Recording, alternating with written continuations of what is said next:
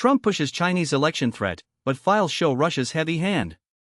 In a primetime address last Thursday, President Donald Trump sought to revive his claim that the 2020 election was stolen from him, leaning heavily on the allegation that the Chinese government tried to tip the scales against him. To bolster that narrative, the White House released a set of intelligence documents that Mr. Trump had declassified, hoping they would substantiate his accusations against Beijing. However, a close reading of those same files reveals a far stronger picture of Russian interference in both the 2016 and 2020 contests.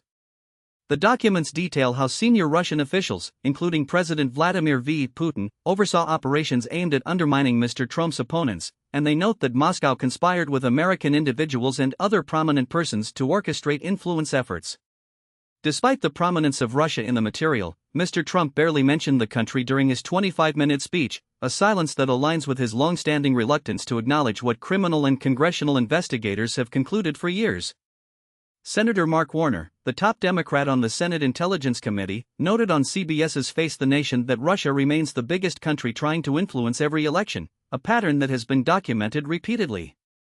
He added that the administration's selective use of intelligence undermines public trust in the nation's security assessments. The newly released files are not entirely new. Much of the information echoes disclosures made 5 or 6 years earlier by U.S. intelligence agencies or statements from officials in the first Trump administration. Most of the specific allegations about Russian meddling in the 2020 election come from a National Intelligence Council analysis dated August 19, 2020, less than 3 months before Mr. Trump lost to Joe Biden. That analysis asserted that Mr. Putin and his senior officials directed efforts to damage Mr. Biden's campaign and that the Russians collaborated with U.S. actors to carry out those operations.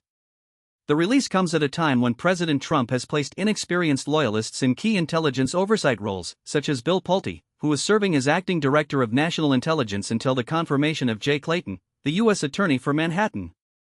Critics argue that this pattern of twisting intelligence to support false election claims raises serious concerns about the integrity of U.S. democratic processes and could encourage further politicization of intelligence agencies. Analysts warn that when intelligence is selectively highlighted to fit a partisan narrative, it not only distorts public understanding but also risks eroding the credibility of agencies tasked with protecting national security. As the 2024 election cycle approaches, experts urge both lawmakers and the public to scrutinize how classified information is used and to demand transparency from those in positions of power. That's the latest on how the administration's use of declassified documents highlights Russian influence while downplaying it in the president's own rhetoric.